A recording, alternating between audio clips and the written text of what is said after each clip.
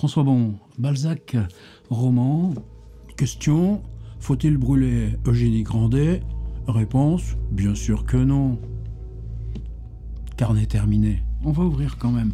C'est le tome 1 de cette édition sur laquelle j'ai très peu d'explications, probablement des livres séparés, reliés ensemble, pas du tout dans l'ordre de la comédie humaine, celle de mon grand-père maternel, et qui, moi, a été mon enfoncement Balzac, c'est-à-dire le moment où, parce que tu passes d'un livre à l'autre, tu découvres que les personnages reviennent ici, repartent là, et tout d'un coup, l'œuvre remplace la réalité. Et à partir de ce moment-là, ben, ça y est, tu y es en littérature. Et le tome 1, on dirait que, justement pour assurer leur prestation commerciale, c'est une sorte de best-of, c'est-à-dire qu'il y a le Père Goriot, Eugénie Grandet et Ursule Mirouet, les deux premiers très connus. Le troisième, ben, on va vite en parler, parce que pour moi c'est un de mes préférés.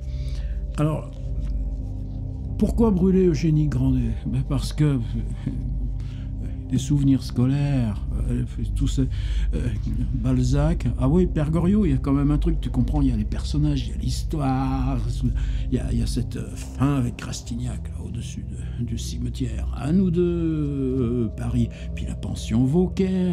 Donc, mais Eugénie Grandet, bah, c'est tout le temps, enfin du moins c'était, j'ai un peu lâché ça, mais c'est le réalisme de Balzac. Qu'est-ce qu'il y a de plus CH 3 points que le réalisme en général et le réalisme de Balzac en particulier? Pourquoi? Qu'est-ce que il se passe quoi dans Eugénie Grandet? Le portrait d'un avare. Bah ouais, mais bon, de toute façon, tout ça, c'est des masques, c'est de la caricature, c'est de la comédie. Et puis, personnage, ouais, cette grande servante là qui ressemble à son maître. Et puis c'est Saumur, c'est la vie de Saumur, c'est la reconstitution de. Bah oui, mais là, ça commence, tu vois. Là, on est à Saint-Cyr-sur-Loire. Un peu plus loin, c'est un truc qui s'appelle la Grenadière. Balzac vient avec Madame de Berny, qui a 16 ans de plus que lui. C'est la première fois qu'ils arrivent à vivre ensemble.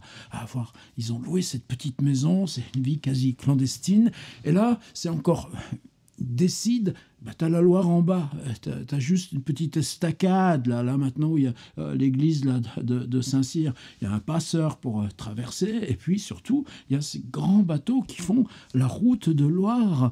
Alors c'est le matin, bien avant l'aube, ces grandes gabarres, je sais pas trop à quoi ça pouvait ressembler, celles qui prennent les voyageurs, et de Tours, mais on s'arrête 50 km plus loin. On s'arrête où? À Saumur. Et ils vont descendre, eux, à Angers, Nantes, et ils vont aller à Guérande. Et Guérande, ben, c'est les souvenirs très précis qui seront, à partir de quoi il écrira Béatrix. Et même, un peu plus loin, là, c'est sur ces plages, eh bien, drame au bord de la mer, avec Louis Lambert, qui revient. Donc un voyage qui, pour Balzac, c'est la première fois qu'il voit la mer? C'est la première fois qu'il voit la mer. Et donc Saumur, pour Balzac, est-ce que lui a des souvenirs d'enfance à Saumur? Pas qu'on sache. Probablement zéro patate. Par contre, il a des souvenirs, il y a Tours, donc Saumur, 56 km en aval, mais une douzaine de kilomètres au-dessus, c'est Vouvray. Alors Vouvray, c'est cette famille là, liée au Margonne, l'amant de sa mère. Lui, plus tard, voudra même s'acheter une espèce de château qui est juste au-dessus de la Loire, qui est très beau là, dans son surplomb, qui s'appelle à Rochecorbon. Et Vouvray, oui, ça c'est comment les vignerons, le commerce des tonneaux, comment il peut être largement aussi fructueux que le commerce des vins, comment on s'accapare les vignes, ces abbayes avec leurs clos et le trafic après la Révolution, parce que ce sont devenus des biens nationaux, tout ça, il connaît. Et puis l'embarcadère, là, pour ce commerce du vin sur le bord de Loire, tout ça, il en a des images. De Vouvray, certainement. Mais Saumur, quand la gabarre s'arrête, alors est-ce qu'on va se restaurer un peu Probablement, ça doit être déjà 3 heures hein, de gabarre pour descendre ces 50 kilomètres de Loire, même si c'est dans le sens du courant et qu'on a des voiles en appui. C'est une autoroute, la Loire. C'était déjà ça au temps de Chateaubriand. On en a là aussi des descriptions, des témoignages. Et Saumur, maintenant, quand on y va, il y a toujours la haute prestance de ce château, c'est parfaitement restauré. Il y a un vieux quartier là qui est pas la ville bourgeoise moderne, mais ce vieux quartier. Une très bonne librairie qui s'appelle Le Livre à venir, fondée par Patrick Cahuzac. Je recommande. C'est ça qui fait vivre un vieux quartier comme ça. Et dans ce vieux quartier, une rue là un petit peu en arc de cercle qui grimpe, une montée étroite qui va jusqu'au château et remparts. Alors aujourd'hui, disons c'est clean, c'est coquet, c'est très restauré et tant mieux, on peut pas le reprocher à Saumur et ça garde sa belle prestance. Mais rien à voir avec évidemment ce fond du 19e siècle où c'est puant, où il y a les égouts en pleine rue, et puis tout est serré, tout est noir de suie, de fumée, et qu'est-ce qu'il en a vu? Est-ce qu'il y a besoin de dire « Oh, il a dû monter par la petite rue pour aller voir ces drôles de maisons ?» Non, parce que les mêmes maisons, tu les as à Tours, là près de Plumereau, tu les as à Amboise. Bon, ça, c'est pas si difficile. Par contre, le château, le rempart, cette rue qui escalade, et puis ces vieilles bourgeoisies enfermées là, avec ces salles noires, oui, mais ça a duré quoi? Ça a duré 45 minutes, 50 minutes, et puis au revoir, Saumur. Est-ce que c'est avec ça que, 11 ans après, l'année 1833, alors que tu n'y es jamais retourné, tu vas faire un livre? Et puis, c'est à Paris qu'il l'écrit. Et il écrit dans une sorte de feu. Tout à l'heure, je regardais une lettre, là, parce que c'est l'arrivée aussi de Madame Anska. Et il dit, on est le 20, je crois, on est le 20 septembre 1833. Et il me reste 100 pages à faire de Grandet. Au début, il a signé un contrat, et le livre devait s'appeler Eugénie. Mais ça, il a perdu ça. Alors, Eugénie Grandet. Alors, évidemment, le réalisme de Balzac.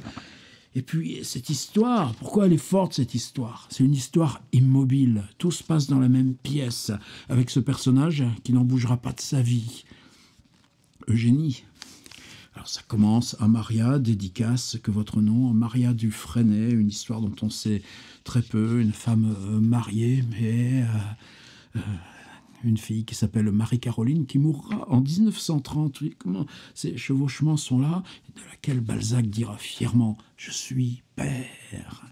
Ah ouais, mais non, on n'en saura rien d'autre.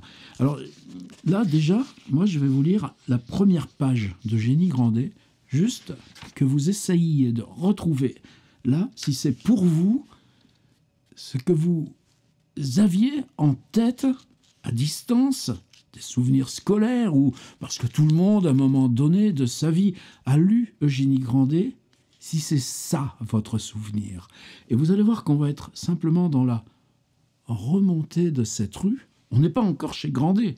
Grandet, il habite pas dans la rue, mais au-dessus, dans ces maisons bourgeoises moitié enterrées. Et vous verrez que là, à un moment donné, dans cette narration qui monte la rue en courbe, étroite, il y a à une fenêtre une silhouette immobile. Et vous verrez comment le mot immobile vient en tête du livre, mais sans avoir rien à voir avec l'histoire, mais en fabriquant une sorte de frontispice, d'image qui, elle, va conditionner la suite. Il se trouve dans certaines villes de province des maisons dont la vue inspire une mélancolie égale à celle que provoquent les cloîtres les plus sombres, les landes les plus ternes ou les ruines les plus tristes. Je reprends parce que j'ai eu un tout petit truc sur cloître, mais j'ai pas envie de reprendre. Il se trouve dans certaines villes de province des maisons. C'est-à-dire, tu commences ce livre par cet énonciateur neutre, il, comme dans Il pleut.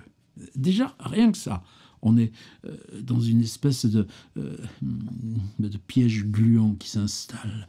Il se trouve dans certaines villes de province des maisons dont la vue inspire. Inspire à qui? Pas besoin. C'est vous, lecteur, qui êtes là, le narrateur. Ça devient...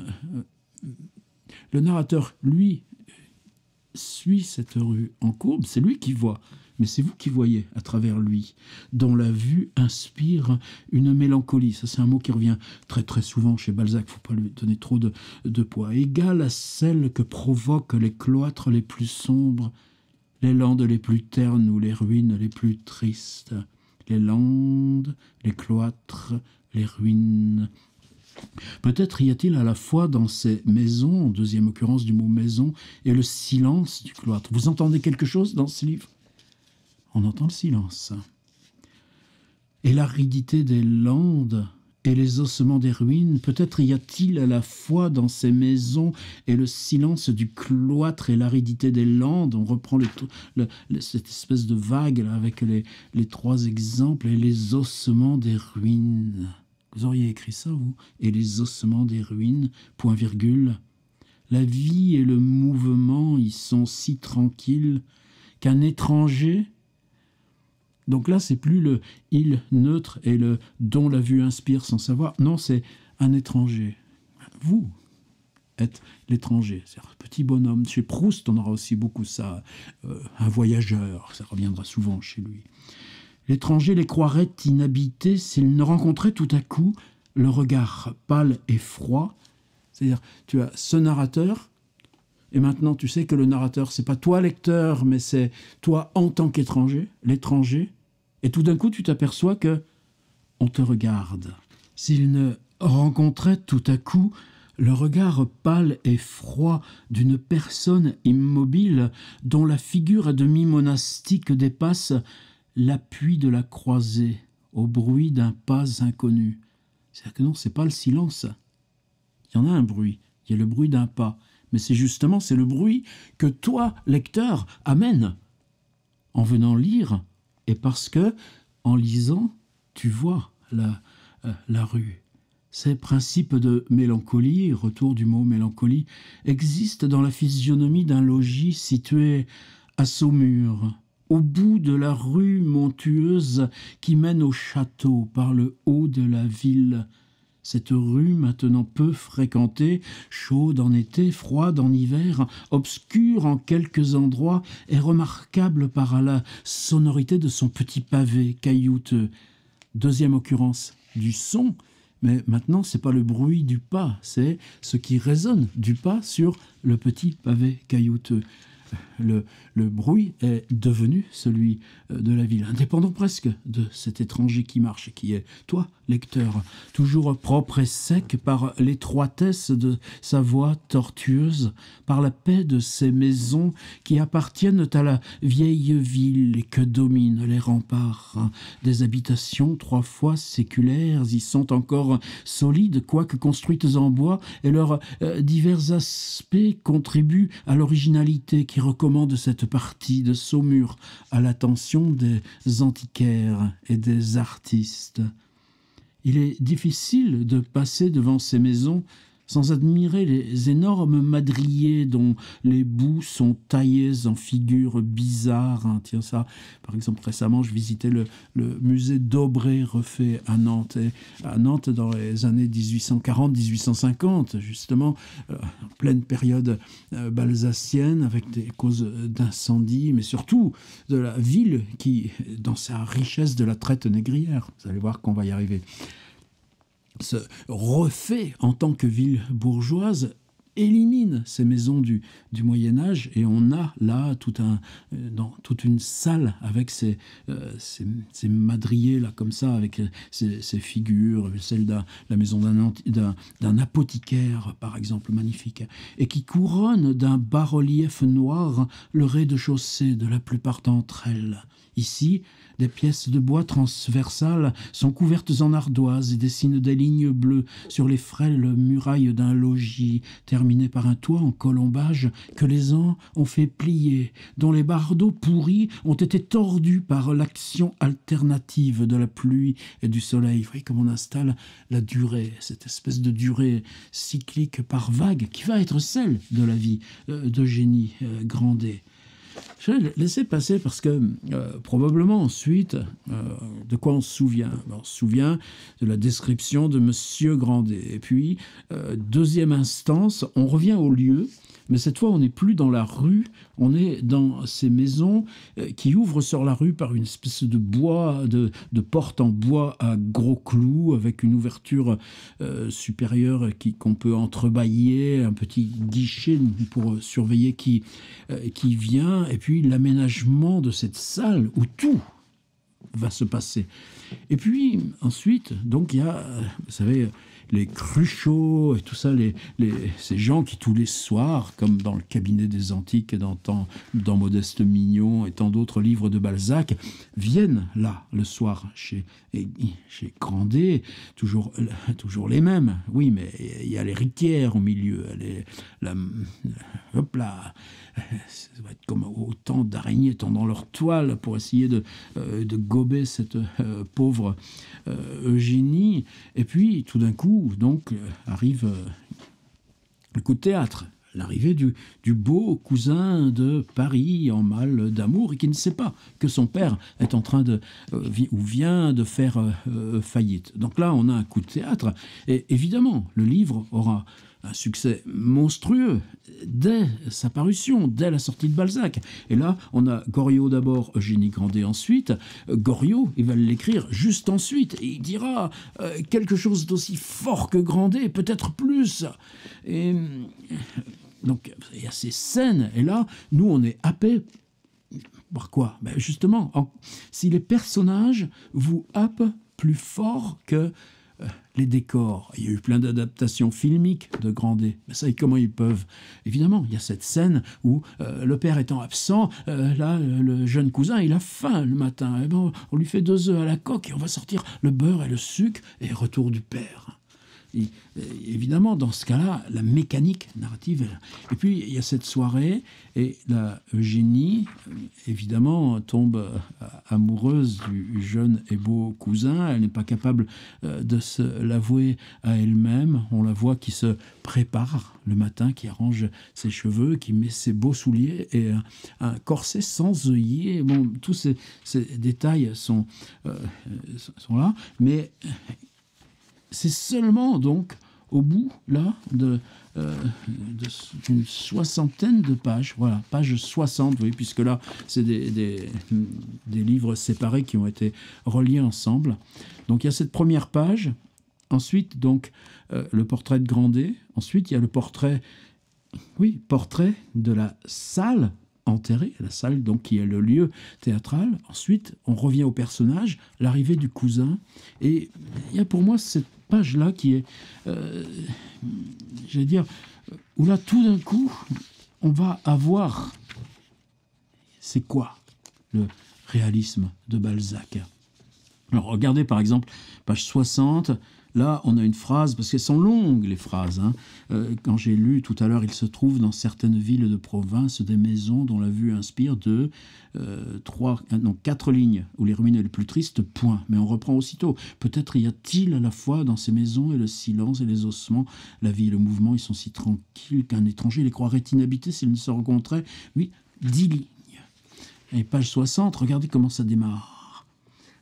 Une phrase qui, pour moi, non seulement est totalement illisible aujourd'hui, mais quand on vous la scène en seconde par le programme scolaire, réalisme de Balzac, dans la pure et monotone vie des jeunes filles, il vient une heure délicieuse où le soleil leur épanche ses rayons dans l'âme, où sa fleur leur exprime des pensées, où les palpitations du cœur communiquent au cerveau leur chaude fécondance. F-E-C-O-N-D-A-N-C-E, et fondent les idées en un vague désir, point virgule, jour d'innocente mélancolie et de suave joyeuseté, point d'exclamation, de 4. On a une phrase de 6 lignes Et évidemment, dans la pure et monotone vie de jeune fille, alors nous, c'est de l'eau tiède, quoi. Tu es sous le robinet, tu te laves les mains, ça passe.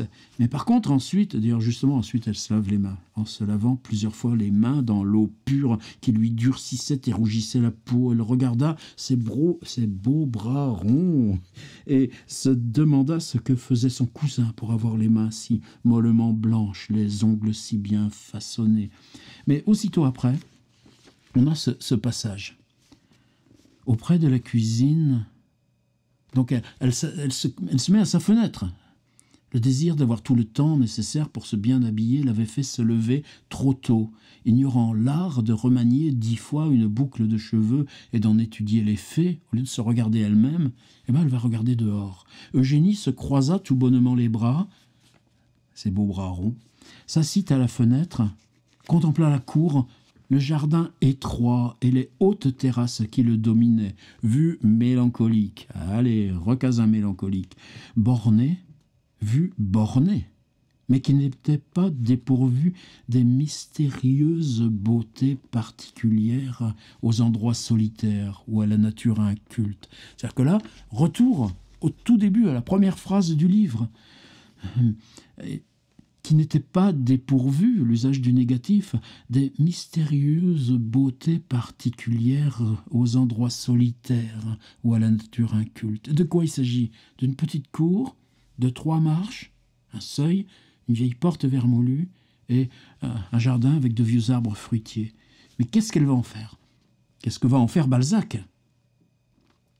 Auprès de la cuisine se trouvait un puits entouré d'une margelle et à la poulie maintenue dans une branche de fer courbée qu'embrassait une vigne aux pampres flétris, rougis, brouillis par la saison. De là, le tortueux sarment gagnait le mur, s'y attachait. C'est que tout d'un coup, le regard se prend là, à la treille, et suit le bois de la treille. C'est-à-dire que la vue qui se prend sur un détail continue, et c'est en gros les branches elles-mêmes qui vont explorer la minuscule courette avant le jardin, courait le long de la maison, finissait sur un bûcher où le bois était rangé avec autant d'exactitude que peuvent être les livres d'un bibliophile. Métaphore qui n'est pas non plus au hasard, puisque justement nous, on est dans un livre. Le pavé de la cour offrait ces teintes noirâtres produites avec le temps par les mousses, par les herbes, par le défaut de mouvement. Et on revient à l'immobilité. Alors réalisme ou abstraction? Les murs épais présentaient leurs chemises vertes ondées de longues traces brunes. Enfin, les 8 marches qui régnaient, qui trônaient, qui se dressaient, ça évidemment c'est... moi maintenant vous me faites ça en atelier d'écriture, je te dis, 2 € amende. Mais étaient disjointes et ensevelies sous de hautes plantes comme le tombeau d'un chevalier enterré par sa veuve au temps des croisades. Bon, nous se sourit, mais Balzac ne lui sourit pas quand il balance ça. Au-dessus d'une assise de pierre toute rongée s'élevait une grille de bois pourri à moitié tombée de vétusté, mais à laquelle se mariaient à leur gré des plantes grimpantes. De chaque côté de la porte à claire-voie s'avançaient les rameaux tortus de 2 pommiers rabougris. 3 allées parallèles, sablées et séparées. On est toujours donc dans Eugénie Grandet, immobile à sa fenêtre parce que levé trop tôt et attendant pour descendre que la maison s'éveille. Et là, en arrêt. Est-ce qu'elle le regarde sinon autrement, le jardin? Ça ne nous est pas dit. Par ce jardin que terminait au bas de la terrasse un couvert de tilleuls, et c'est là cette dernière phrase qui m'enchante. À un bout, des framboisiers, à l'autre, un immense noyer qui inclinait ses branches jusque sur le cabinet du tonnelier. Point. Un jour pur et le beau soleil des automnes naturels aux rives de la Loire commençait à dissiper le glacis imprimé par la nuit aux pittoresques objets, aux murs, aux plantes qui meublaient ce jardin et la cour. C'est quoi le réalisme de Balzac? C'est le personnage? Ou c'est simplement ce mélange de pierre, de végétal, de seuil qui s'abîme, et dans les fentes du seuil, une plante qui, elle, est vivace, et puis un jour pur et le beau soleil des automnes naturels. Et là, elle est encore vivante, Eugénie Grandet, comme tout Balzac est vivant. Alors attendez, c'est pas fini. Alors l'histoire, l'histoire, je vous la laisse. Mais le livre, il vient jusqu'à la page 210. On n'est pas dans un format extraordinaire, même si là, dans ce vieux bouquin là, de mon grand-père, c'est quand même des grosses pages. Et là, c'est encore des choses que je n'ai pas décidé si ça vaut le coup. Ce serait plutôt ensemble qu'il faudrait en discuter. Est-ce qu'on se contente de parler comme ça, ou est-ce que je vous fais des fichiers audio? Moi, lire, oh, quel plaisir. C'est sacré truc, t'en sors, mais alors complètement naze. Mais là, il faut 3 heures de lecture pour lire Eugénie Grandet en entier. Maintenant, le cousin...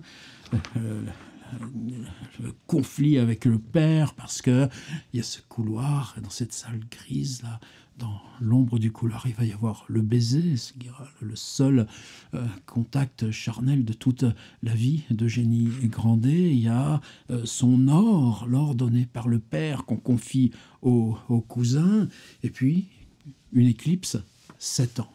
7 ans pendant lesquels il n'écrit pas, mais 7 ans pendant lesquels elle, là, c'est pour ça que cette image de jardin et de cour devient si rémanente. Elle attend, elle est toujours à sa fenêtre. Et devant, il n'y a que ce jardin en ruine. Et puis derrière elle, la mère qui va mourir, puis le père qui va mourir aussi, avant que s'annonce le retour du cousin.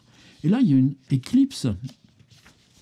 Alors, on est à page 193 du livre, et juste là, 2 pages. Alors ensuite, vous savez, quand il revient là des Indes, il est avec une famille, monsieur et madame d'Aubrion, et on apprend, Balzac nous le dit en toute clarté, que cette madame d'Aubrion, finalement, ce Grandet là, le Charles, le neveu, il a fait des sous dans les Indes. Donc elle veut marier sa fille avec des sous, et elle échange. Vous vous appellerez monsieur d'Aubrion, et on pourra vous trouver un poste de mettre des requêtes. Et par contre, c'est très curieux, parce qu'il y a la description de sa fille, et Balzac construit une description de jeune femme laide, tout en nous disant que la mère et le Charles font leurs affaires, les font au lit. Et la mère donc donne sa fille au mariage, et il utilise un portrait de femme laide. Là, je venais de relire aussi Modeste Mignon, un livre mal foutu, mais pourtant, c'est comme ça, la comédie humaine. Et dans l'anecdote là de Modeste Mignon, c'est que Canalis, le poète, qui tient toute son existence sociale d'une petite dame avec beaucoup d'embonpoint, qui s'appelle la duchesse de Chaulieu, eh bien, la duchesse de Chaulieu n'a pas vu d'un bon œil qu'il aille lui aussi concourir pour la dot de cette Modeste Mignon. Il se fait éliminer, et pour revenir, là, pour se faire recevoir à nouveau de sa maîtresse, la duchesse, de 15 ans plus âgée que lui, bien ronde, Balzac ne nous fait grâce d'aucun détail, il lui invente, il dit « Oh, mais alors là, cette fille qu'on voulait me faire épouser, Modeste Mignon », et il invente un faux portrait de fille laide. Alors que Modeste Mignon, non, elle n'est pas du tout comme ça. Et le portrait de la fille laide inventé par Canalis pour obtenir de nouveau les bonnes grâces de sa maîtresse en titre, c'est exactement le portrait qu'il nous fait d'un personnage qui, lui, est réel. Alors c'est toujours, là encore, ces questions d'archétypes, et en particulier lorsqu'il s'agit de la femme. Chez Balzac, il faut évidemment les prendre. Ils méritent d'être regardés avec des pincettes, mais d'être étudiés selon aussi le dispositif narratif. Alors c'est quoi cette page sur laquelle je voulais... Faut-il brûler Eugénie Grandet? Qu'est-ce qu'elle a d'extraordinaire? Pendant que ces choses se passaient à Saumur. Dis donc, fastoche la transition. Charles faisait fortune aux Indes. Pendant que ces choses se passaient à Saumur, Charles faisait fortune aux Indes. Sa pacotille, c'est-à-dire ce qu'il a acheté avec l'argent que lui a avancé sa cousine, C'était très bien vendu, toujours de la pacotille quand on escroque les indigènes. Il avait réalisé promptement une somme de $6 000. Le baptême de la ligne lui fit perdre beaucoup de préjugés. Il s'aperçut que le meilleur moyen d'arriver à la fortune était, dans les régions intertropicales, aussi bien qu'en Europe, d'acheter et de vendre des hommes. Et là commence ce passage. Il vint donc sur les côtes d'Afrique et fit la traite des nègres. À Nantes, à Bordeaux, la traite et le commerce de l'esclavage, on en voit les traces dans l'architecture, même s'il y a un très beau monument et un très beau mémorial à Nantes pour nous redonner conscience tranquille.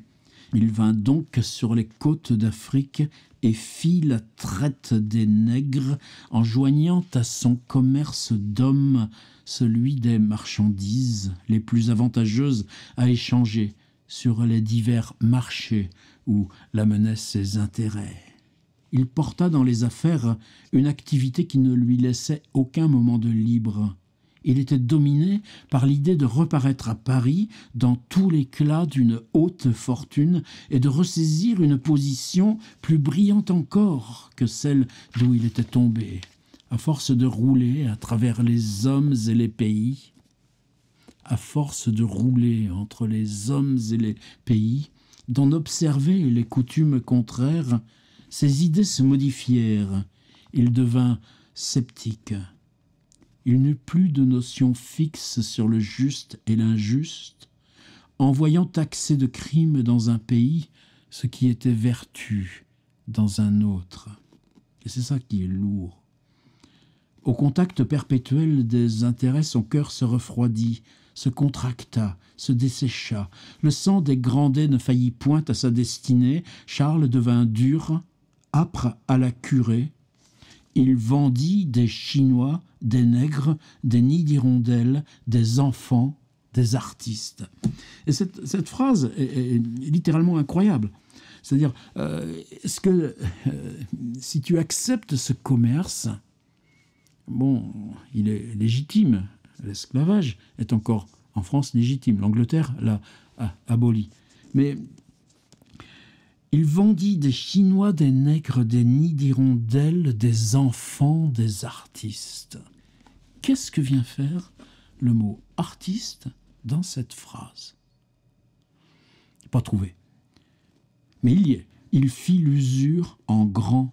L'habitude de frauder les droits de douane le rendit moins scrupuleux sur les droits de l'homme.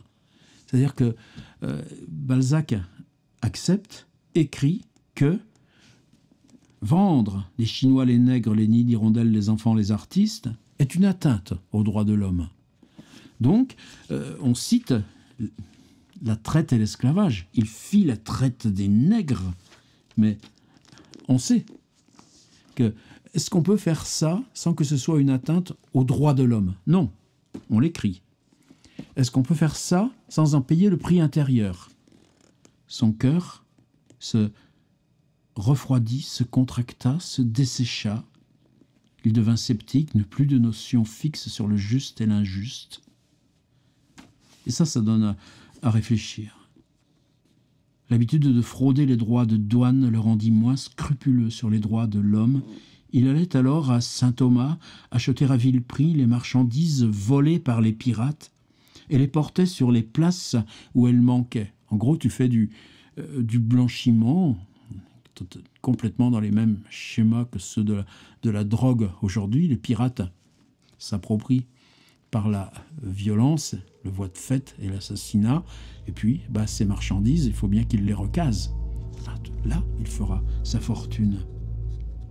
Si la noble et pure figure d'Eugénie l'accompagna dans son premier voyage, comme cette image de vierge que mettent sur leur vaisseau les marins espagnols, et s'il attribua ses premiers succès à la magique influence des vœux et des prières de cette douce fille, plus tard. Et là, vous voyez comment on a fait là. 5 lignes. Pour nous, évidemment, on sourit à la mémoire de cette brave Eugénie. Et regardez l'accumulation. Plus tard, les négresses, les mulâtresses, les blanches, les javanaises, les armées, ces orgies de toutes les couleurs. Ces orgies de toutes les couleurs et les aventures qu'il eut en divers pays effacèrent complètement le souvenir de sa cousine de Saumur. Et là, quand tu prononces le nom de la ville, Saumur, tu vois, ça pourrait pas être ni Vouvray, ni Tours, ni Angers. Il fallait que ce soit Saumur. Et comme par hasard, juste ensuite, qu'est-ce qui va revenir comme image? Eh bien, l'image de ce petit jardin vu en surplomb. Comme quoi, cette page-là, page 60, reprend en écho le début du livre avec la description de la rue, puis la description de la salle, eh bien, bizarrement, elle revient là. Il se souvenait seulement du petit jardin encadré de vieux murs, parce que là, sa destinée hasardeuse avait commencé, mais il reniait sa famille, etc., etc. Voilà. Balzac et la traite des nègres. Eugénie Grandet devenue pensum et succès. Et que pourtant, nous, quand on le rouvre, eh bien, il y a encore ça.